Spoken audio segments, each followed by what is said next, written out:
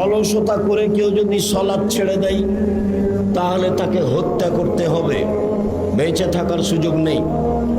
ইমাম আবু হানিফা রাহিমাহুল্লাহ বলেন, কেউ যদি অলসতা করে সালাত ছেড়ে দেয় জেলখানায় বন্দি করে পিটিয়ে সালাত আদায় করাতে হবে।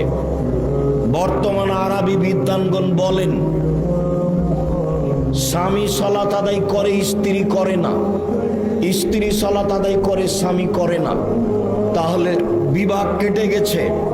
চেয়ারম্যান লাগে না, মেম্বার লাগে না, কাজী লাগে না, খাতা কলম লাগে না, বিভাগ এমনিতেই গেছে। তারা আরো বলতে চান, এই সময়ে এই মারা গেলে এর জানাজা হবে না, জানাজা তো হবে না, হবেই না। এই লাশ মুসলমানের কবরস্থানে দাফন করা হবে না, এই লাশকে শ্মশান ঘাটে ফেলে দিতে হবে।